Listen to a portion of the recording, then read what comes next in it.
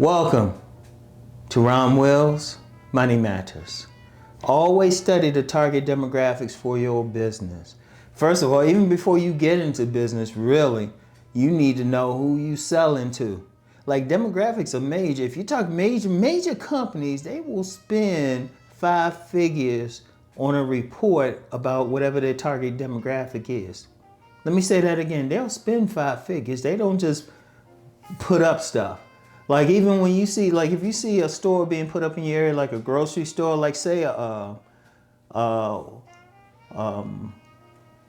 organic store. I ain't gonna call any names, but y'all know what I mean. They selling better food and everything. That's telling me what's in the area. Or you get a chain of, you're like, in the area I'm in now, there's a lot of yoga studios all of a sudden. A lot of yoga studios and also places selling like more high-end type of organic type of food, vegan type of food. And so what I've been doing, I've been like, yeah, we got a lot of people moving around here. And we really do, they're building up this area. So, and you got a certain type of person in this area. It's changing, even politically. The change is a little bit slower, but I'll just say the area I live in is normally a red area, but I would say in 10 years it'll probably be a blue area. Just looking at the people coming in and the people moving out.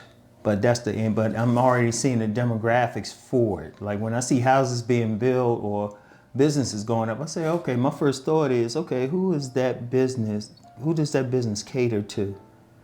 What's the price range? What type of people would eat at that type of business? Like if it's a restaurant or something like that. Like those are the target demographics. So if major businesses do it, if you want to make it in business, you need to know who you selling to. Who's going to buy your work? Now this is something, when I first had my book, Nice Guys and Players first came out, I really didn't know what my demographic was. I didn't. Don't make my mistake. I got lucky that I tapped into all those people that were buying, like men especially, who were buying books of that nature. I got lucky. I lucked up because I hadn't really studied that demographic. But I did come across a website that promoted that demographic, and you know, I wrote something as someone else and say, hey, yeah, check out this book. Boom. Been selling crazy ever since.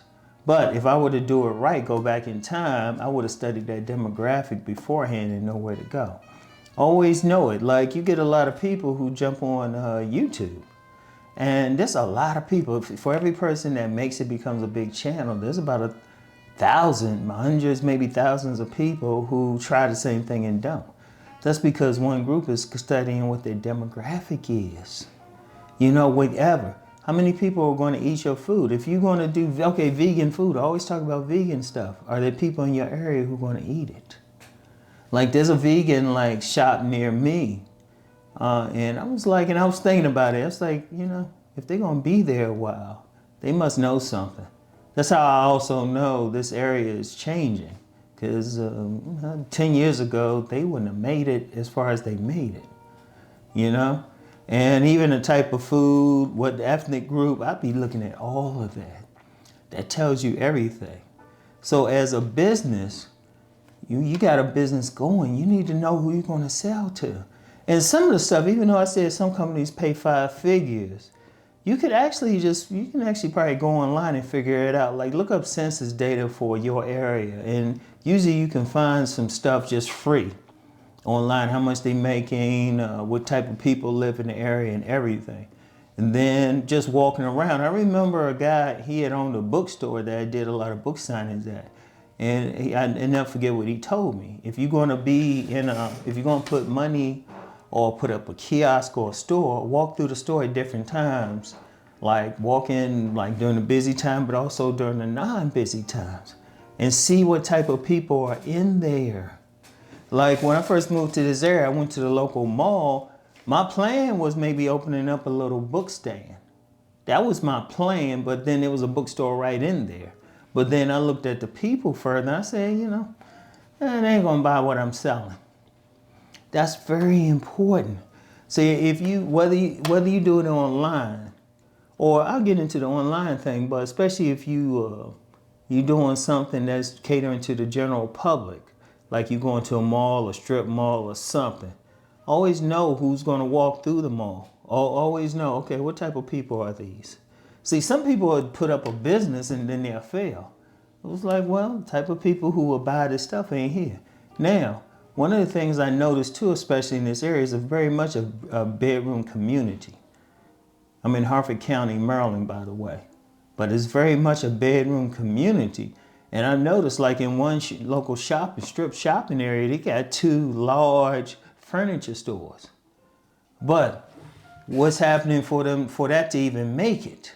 Like, I mean, just 2 different companies, just literally, they in the same strip area, and they'll probably do well because there are a lot of homes being built around here. A lot of people moving into this area. So I was like, okay. But then some other stuff isn't working. You know, I noticed there was a pet store that just opened, that's being opened up. You see a lot of dog walkers in this area. Always study the target demo, whatever it is, whatever area you in, whatever you're using, and then even online. Okay, you got a certain idea. What type of people, where can you find the people who like what you're selling? Don't just put it up. Some people will put up stuff and they ain't thinking, okay, I'm trying to sell to this crowd. How am I going to get in there? Now, the way I would say do it though, you need to find the people, find if they have websites, find whatever, find some way, do a ton of hashtags to get people to come to your site, especially if you on like a social media like IG or something. Plenty of hashtags. You know, even if you are tapping into, I don't know, different things on, I don't know, whatever the social media is, you still need to be like, okay, this is my demographic. This is how I'm going to make it. And then when I say study, that's very important. You got to know, what are they going to buy, what they're not going to buy. That is very, very important. Always know, like, not only the demographics, but try to know, I'm saying no, not guess either. But try to know whatever their tastes are, because that's going to be the key. You know, you might say you want to open up a vegan restaurant. That's cool, but you in an area where they old school. They ain't eat none of that rabbit food or anything like that, you know? Or, you know, it's just not the area for it. You know, you going to open up something in a certain area or appeal to a certain group, you need to know, okay, what are they eating now? What are they doing? What they like to do for fun? And try to find out little things, because that give you an idea.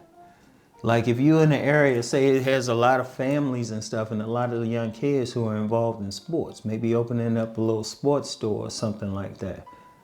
You know, it's whatever. Like, I don't know. They could be big on lacrosse. Now, I haven't seen it I hadn't looked over there in a long time, but there was a lacrosse store in my area. Lacrosse is big around here. So you want to look at every little thing. You want to study every little thing for whatever your business is. Know what your business is, know what crowd, because ultimately that's how you're making money. You are supplying their demand. It's that simple. It's that simple. So anyway, y'all know the deal. Let's go make that money.